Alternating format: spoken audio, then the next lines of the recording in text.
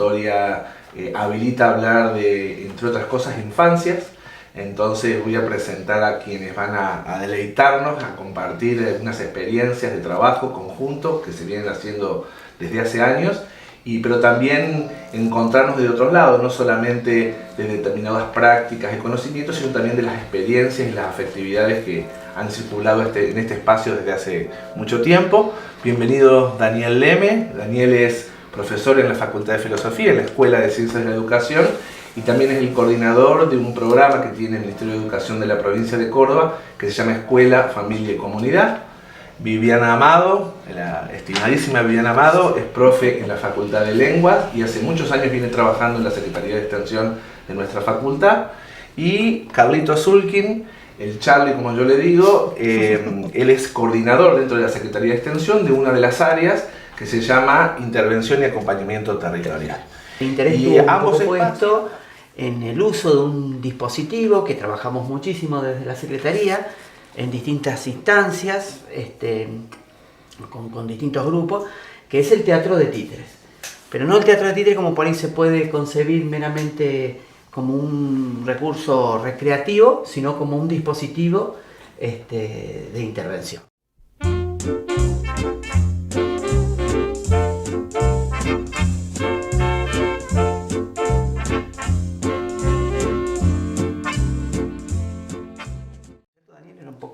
Un poco desde ahí venía la... Exactamente, fue para nosotros, por un lado, conocer el trabajo que ya venían realizando con este dispositivo y ver la sintonía que había en el modo de concebir ese tipo de intervención que habilita palabra, que habilita intercambios, que permite que los sujetos se pongan en relación mediados por algún tipo de objeto cultural que permite que los modos de hacer, de ver, de pensar, incluso de habitar los espacios, y bueno, se vean interpelados y puedan recrearse, digamos, ¿no? En ese sentido, conociendo el trabajo que se hacía con este dispositivo de títeres en diversas intervenciones, es que nos pareció que tenía mucha relación con otros modos de trabajo que tenemos en el programa, con otros espacios que utilizan los lenguajes artísticos como un modo de recrear las prácticas y de ayudar a los docentes a reposicionarse en su modo de relacionarse con el conocimiento, con los estudiantes, niños, jóvenes, niñas, adolescentes, y con las familias y la comunidad. ¿Cómo construir en conjunto con nosotros, ¿no?, una metodología de trabajo que le permita a las personas con las cuales interactuamos en los territorios, que les permita apropiarse, digamos, de esta herramienta y dándole el sentido que un poco compartía Daniel, ¿no? Es decir, que se pueda constituir en un dispositivo de simbolización crítico, ¿no?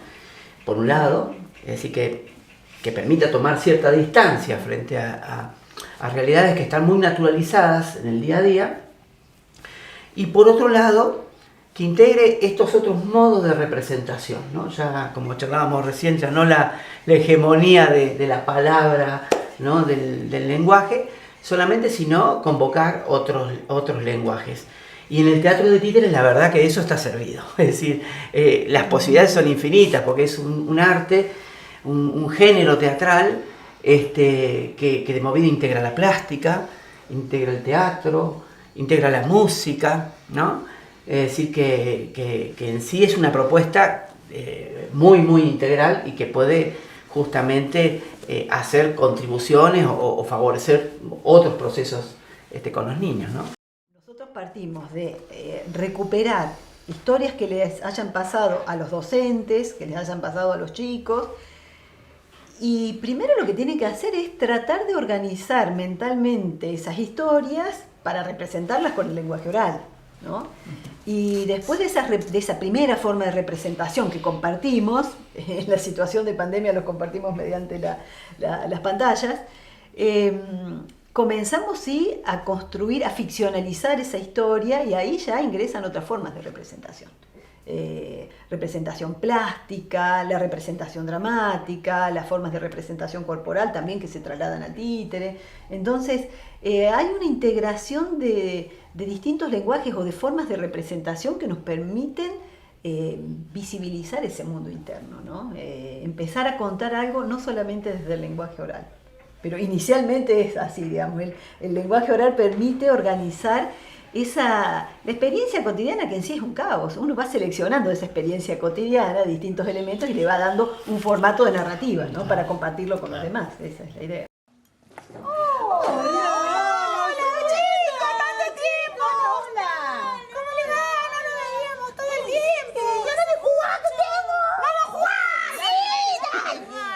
Juguemos a la pelota. ¿A la pelota? No. ¿A la atrapadita juguemos, chicos? Sí, a la atrapadita. No. Construir metáforas, de hacer literatura, de hacer teatro, de dramatizar algo, permite justamente que se puedan manifestar cosas que de otro modo nos costaría. Claro. O ni siquiera sabríamos cómo. Apenas balbuceos.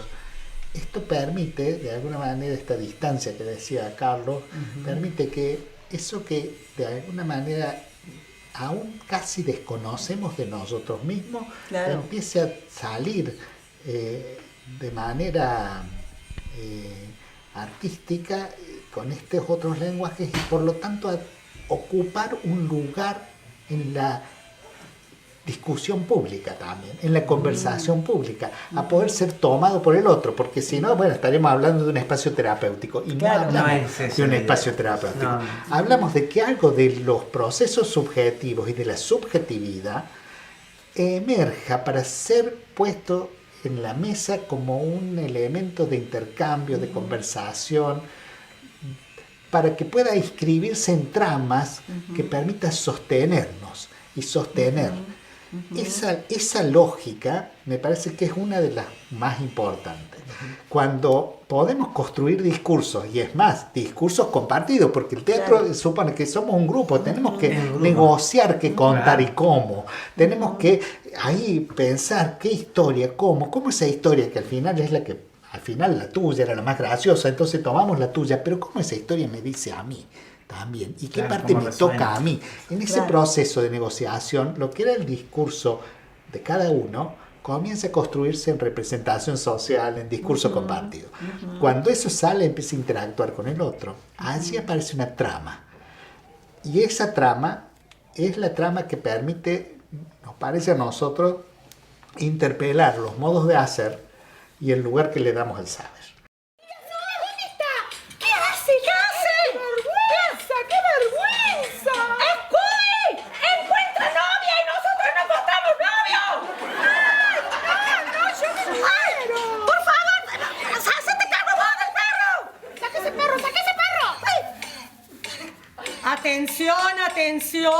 Atención, el dueño de ese perro, por favor, lo saca del boliche. O sea, el teatro de títeres, como otras, apareció como excepcional para vehiculizar estas posibilidades, para que la palabra acceda, pero portando a sujetos que tienen dolores, miedos, angustias, esperanzas, sueños, preguntas. Tiene un lugar privilegiado ahí.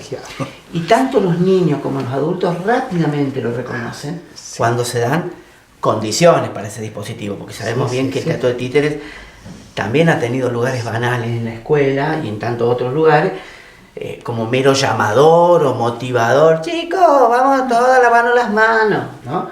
Es decir, el uso de ese dispositivo ha sido bien diferenciado en otros ámbitos. No es en esto que estamos hablando acá. ¿Y por qué? Porque de por sí el teatro de títeres está, se constituye dentro del género del grotesco. Y el grotesco justamente lo que tiene es la exageración, la deformación en lo que le va. La medida del teatro de títeres es la desproporción. Entonces, ahí tenemos un aliado interesantísimo para intervenir en lo social, porque el teatro de títeres hace un efecto como de zoom, ¿no? Para decirlo en criollo, el niño rebelde en una obra de títere es ya lo más, ¿no? Casi que no existe en la realidad un niño tan rebelde como un niño que puede aparecer en una obra de títeres. Una directora, no sé, autoritaria por ahí, o con rasgos muy personalistas, en el teatro de títeres adquiere toda una dimensión que exacerbada y que es muy interesante. Y sobre todo lo está planteando un personaje que, como bien decía, es muy interesante esa idea de una mentira hecha verdad, ¿no? Lo plantea un objeto animado que cobra vida en el escenario. ¿Qué hace, Gutiérrez? ¿Cómo vas a parar la puerta? Ya, señor. Acá, compartiste la puerta. Por favor, pero Johnny. Deje. Ahí la señorita va a tener que solucionar este problema. En tanto objeto intermediario le podemos reconocer ciertas cualidades. Una que es central, y más en estos tiempos, y más pasando todo lo que hemos pasado a nivel traumático con la pandemia, es que es un objeto inocuo. Es inocuo, no representa una amenaza, ¿no? Y eso los chicos lo reconocen rápidamente. Nosotros hemos visto en muchas oportunidades cuando los chicos se apropian de este uso, ¿no? del teatro de títeres, cómo aprovechan para hacer chistes con respecto a pautas de crianza de sus padres, a ciertas formas de escolaridad. Es impresionante. O aprovechan a jugar este rol de responderle a la maestra. Yo me acuerdo que había un nene en una propuesta de títeres que lo entrevistaban después de todo el proceso de títeres y discutía con la maestra. Y él decía, ¿qué es lo que más te gustó? Responderle a la maestra, decía él. ¿Por qué? Porque responderle a la maestra es tan lindo, decía. Y lo había podido decir en ese mundo de ficción.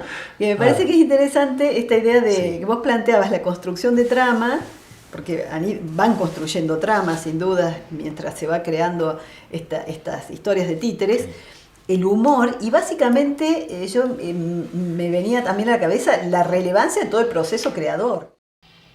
Ahí lo que hay es una especie de autorización a la autoría. ¿Dónde está la autoría de un niño? En este juego creativo que decía Viviana. Allí, cuando uno se puede reconocer en autor, en plantear mi versión de Hamlet. Claro, yo no soy Shakespeare, pero esta apuesta es la mía. Acá yo soy coautor. Y cuando soy coautor, aparece la posibilidad de transmitir algo que, en lo que creo, en lo que me lleva, que me importa. Al lado del humor siempre, y al lado de lo lúdico, hay placer y satisfacción. Y ese otro costado, hay diversión. Y habla de que se abren más de uno. Hay diversión. Y entonces, allí me parece que estos dispositivos, y el teatro de títeres de manera particular, permite restaurar, restituir satisfacción y placer en actuar. Y por lo tanto, generar bienestar en los espacios de trabajo. Y si no hay bienestar, no hay pasión. Y si yo no estoy contento y entusiasmado para enseñar, para escuchar, para acompañar, para aprender, y algo seguramente no está funcionando bien. Caminar por el pasillo, pero no estaba. ¿Dónde te fuiste? ¿Dónde estás? Si yo te vi, estás en algún lugar. No sabe buscar. ¡Acá estoy! Señorita Marta, acá estoy. ¿No me ves? La señorita Marta se acercó a la biblioteca. Pero al momento que fue a ver, no había nadie. Nadie puede demandar lo que no conoce. Entonces hay una primera cuestión de accesibilidad, de correr ciertas barreras que puedan haber, y que hace que los chicos cuenten con, y las personas en general cuenten con una reserva mayor de imágenes para desde ahí crear. Claro. Esto es, cuanto más los niños y niñas accedan a los cuentos, al cine, al circo, al teatro, ¿no es cierto?, a todas las modalidades artísticas, van a estar en mejores condiciones. Nosotros queremos que los procesos creadores, ya que lo tocó Vivi también, se enseñen y se aprenden. No es algo que está dado, como que la realidad estaría dada por niños que... ¿Sos creativo o no sos creativo? O no sos creativo. Sí. Parece central el tema de la intencionalidad, ¿no? Sí. De no una cosa que, porque es arte, Deviene. deviene, Sí. va a suceder. No, Sabemos que le hacen bien a los chicos, todos los chicos les gusta pintar, todos los chicos les gusta dibujar, Sí, no. claro. Nosotros en el proceso Sí. de taller, por ejemplo, hay 3 momentos que son convergentes, vos los conocés, Daniel, pero nosotros tenemos una fase que le llamamos fase narrativa, que tiene que ver con toda la producción de una historia. Nuestra materia prima es la historia, que generalmente es algo que te haya pasado, alguna situación Experiencias vividas. graciosa, eminentemente graciosa, no por eso sonsa, sino que tenga cierta densidad. Después un momento de trabajo plástico, donde también hay toda una intencionalidad trabajada para promover que la construcción de los muñecos y escenografía ascriban al arte como conocimiento en principio, no como un entretenimiento más que se puede hacer de cualquier manera. No, tratamos de acercar herramientas que atiendan en principio un problema bien central en el arte que son los estereotipos, ¿no? Todos tenemos tendencia a reproducir estereotipos en el dibujo, en el volumen, en la forma de cantar, en la forma de actuar. Entonces, un primer trabajo artístico y estético es hacer una propuesta metodológica que opere críticamente sobre ese contexto con que están los chicos. Y por último, una fase dramática que también implica el cuerpo, una dimensión negada si la hay en la escuela y en tantos otros ámbitos, ¿no? Siempre el cuerpo es pensado como un medio de transporte del pensamiento. Nada queda, digamos, fuera de la posibilidad de la belleza, del decirse, del sentido, cuando hay condiciones. Por eso para nosotros estos dispositivos lo que hacen es ayudar a recrear los modos de hacer en la escuela. Recrearlos es tomarlos, no sacarlos de la nada. Recrearlos es hacerlos nuevos y recrearlos, decimos las prácticas en términos técnicos, pero esos modos de hacer compartidos, recrearlos y también recrearnos en ese hacer. Por eso la satisfacción y el placer en actuar. Ese espacio de autor me parece fantástico y esa posibilidad de expresión que permite un dispositivo como el teatro de títeres, también me parece que eso habilita a pensar el hecho de que necesita espectadores. Digamos, porque eso es central, digamos.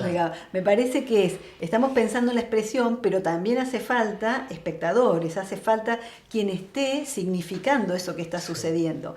Bueno. Qué sé yo, el docente cuando hace la obra, porque estamos hablando de los niños, pero nosotros trabajamos básicamente en la experiencia del año pasado con docentes, ¿no? Y los docentes después replican con los niños. Pero la idea es que el docente como participante de un taller o el niño como participante de un taller se convierte en autor, se convierte en creador, digamos, en un creador grupal, ¿no? Social, pero necesita espectadores. Y en ese proceso a mí me parece fantástico, porque el año pasado tanto ustedes como nosotros fuimos espectadores de lo que produjeron las docentes y cómo jugaron, cómo se divirtieron. A nosotros nos sorprendió. Sí, siempre nos sorprende el proceso de títeres y el docente a su vez es espectador de lo que sucede y en ese momento se desdibuja el rol del docente que está observando como mediador, lo digo en primera persona también, ¿no? Como mediador entre lo que es el deber ser, lo que se tiene que enseñar. Y uno se saca de ese rol, se relaja y es espectador. Eso es lo que me parece que es fascinante.